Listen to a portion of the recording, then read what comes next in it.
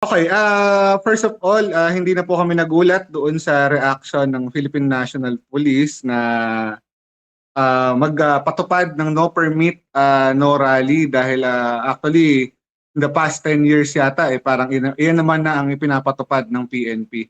Pero ang ikinadidismaya namin yung parang tipong pag-side ng PNP doon sa mga kurakot, sa mga nagnanakaw ng pondo ng bayan. Sa katunayan, Bombo J, yung protest ng ilang mga grupo diyan sa bakura ng mga Diskaya, binabantaan pa, nakakasuhan yung mga nagpoprotesta. Parang ang tanong namin sa utak namin, ayaw po ba ninyo na tinutulungan namin kayong labanan yung mga pagnanakaw? Ayaw po ba ninyo na tinutulungan namin kayo na i-expose itong massive corruption, widespread corruption of public funds? So parang kumbaga sa amin, ako sa ngayon, hindi kami nagulat sa reaction na yan ng PNP.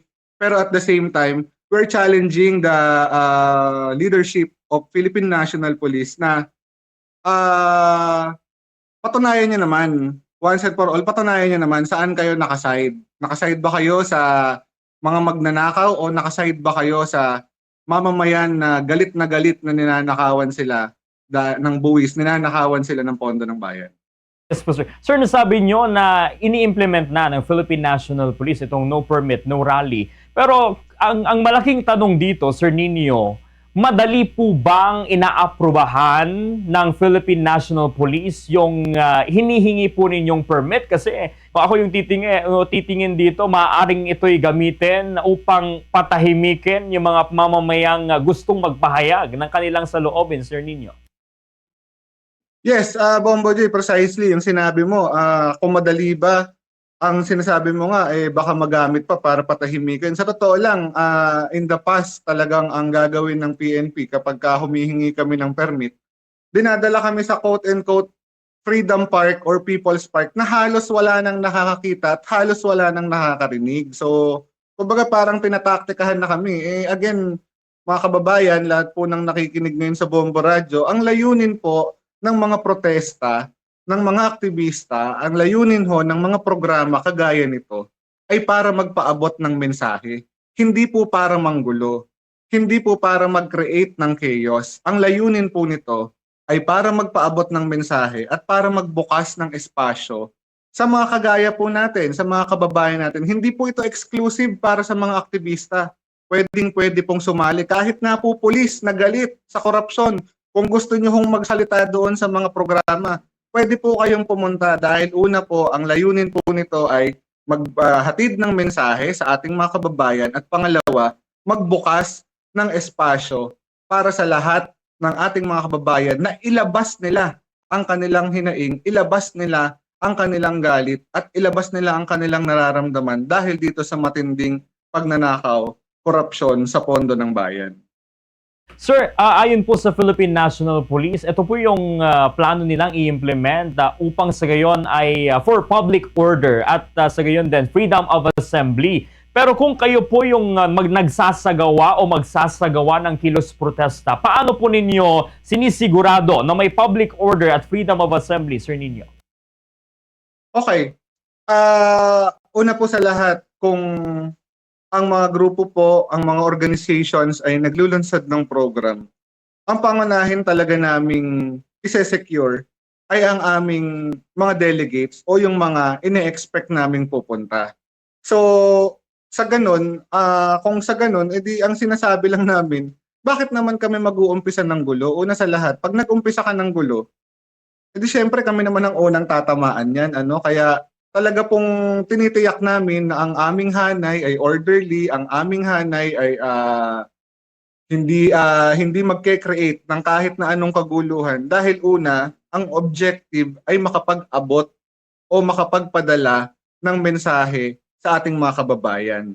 Pangalawa, sa amin ding mga hanay ay sa aming hanay, nagtatalaga rin po kami ng mga marshals at security ng aming program para lang matiyak din na kami ay orderly, ang aming protesta ay hindi mahahaluan ng kaguluhan ng kung ano paman. At siyempre, sa karanasan nga po namin, kahit payapa kami na nagpo-programa, yung panggigit-git sa amin at yung pagpasok pa sa amin ng mga elemento rin ng kapulisan, yun pa nga yung nagke-create ng kaguluhan. Ang nakakatakot diyan, ang pumapasok pa sa mga programa namin, non-uniform personnel pa, hindi nga namin masigurado kung pulis ba talaga nila yan o kung ano eh. So, parang sa amin, mga kababayan, Bombo J, ang tinitiyak namin, ang mga programa namin ay may layunin na magpaabot ng mensahe at walang layunin na manggulo o lumikha ng kung ano pa mang kaguluhan na tiyak naman na masasaktan din yung aming mga organisasyon o kung sino pa mang dadalo doon sa aming programa. Sir, sa ngayon may mga impormasyon po tayo na may mga kumbaga grupo na nagpaplanong magsagawa ng kilos protesta bukas, ngayong araw, September 13 hanggang September 21 sa EDSA Shrine at People Power Monument bilang pagkontra sa nangyayaring ang korupsyon. How about po dito po sa Ilocos Region, Sir Nino, may mga plano po ba tayo na gawing kilos protesta dahil na rin sa mga nangyayari ngayong kumbaga laganap na or anomalies sa gobyerno, Sir Nino? Okay po, Bombo J, yung mga different organizations po na dito po sa ating region, sa ngayon ay nagsasagawa po ng information education campaign sa communities. Kailangan natin ipaliwanag eh. Halimbawa, yung nangyayari ngayon dyan na hearing sa Senate, yung nangyayari na infracom hearing din sa House, yung nangyayaring balasahan sa Senado. Ano bang ibig sabihin ng lahat ng yan? Kailangan natin ipaliwanag eh. Kasi parang actually yung mga unang protest pa nga lamang, may mga nagbanggit na kumalma lang tayo mga kababayan, pagtiwalaan natin yung mga hearing. Sabi nga namin, paano magtitiwala yung mga kababayan natin o yung mamamayan doon sa hearing kung yung mismong mga sangkot na naghi-hearing, sila din yung mga sangkot doon sa massive corruption na pagnanakaw ng pondo. So kailangan ipaliwanag yan. Ganyan po yung direction ng lahat ng organizations ngayon. Naglulunsad kami ng massive information education campaign. May mga forums na isasagawa sa ilang mga communities and schools. At by September 21, in-expect po natin na mayroong mga pagkilos yung iba't ibang organizations sa San Fernando, sa mga city centers, sa Vigan, at even po sa Lawag City, I think ay meron din pong isasagawa. Hindi ko lang po sigurado yung actual na details nito. Sir, may natitira pa po tayong 7 minutes bago po magtapos yung programa natin ngayon. Gusto ko pong ibigay po sa inyo yung nalalabing minuto at oras po natin para mensahe po sa ating mga kakailian dito po sa Ilocos Region patungkol po sa mga nangyayari. May mga naglabasan ng mga pangalan patungkol sa mga anomalya sa flood control projects. Pero sa inyo, ito ba'y unti-unti nang nakakamit ng ating bansa yung kumbaga solusyon o ito'y isang parte pa lamang ng isang malaking palabas, Sir Nino? Mensahe po, go ahead. Okay, thank you, Bombo J. Kakailian, dito yung flood control project ket tip of an iceberg pa lang dito. Grabe ti corruption ti public funds.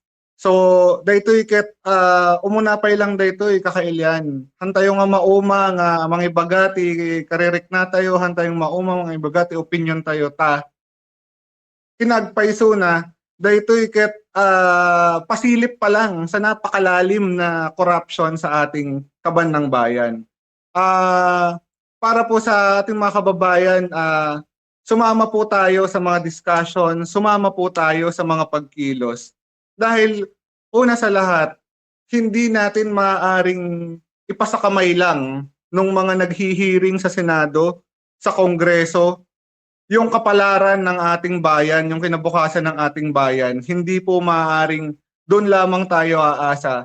Dahil una sa lahat, kung gugustuhin po nilang nakawan tayo, pagtakpan ito, lokohin tayo, ay nagawa na nga po nila ng ilang taon. At sa katunayan po, lumalabas na nga sa tipo lang ng mga flood control project. So, again mga kababayan, hanggat po merong lump sum na pondo, hanggat may discretionary funds na pondo, hanggat po yung budget ng gobyerno ay dinidecide lang ng iilan, at hanggat po ang ating gobyerno ay walang kakayahan na magpatupad ng mga konkretong proyekto dahil wala tayong national industrialization, at hanggat po nagugutom ang maraming mga kababayan dahil walang sariling lupa ang ating mga kapatid na magsasaka, mananatili po yung pagkabulok ng gobyernong ito at mananatili po na ninanakawan tayo, pinagkakaitan tayo ng karapatan sa pondo ng bayan na sa atin naman nanggaling. Kaya po nananawagan po talaga kami na sumama po tayo sa mga talakayan, sumama po tayo sa mga diskusyon, mga programa. Ipahayag po natin sa Facebook, social media at kung saan pa man yung ating mga hinaing para makita po ng taong bayan, na makita po ng gobyerno na ito na hindi tayo natutulog at hindi tayo bulag sa nangyayari ngayon sa ating bayan.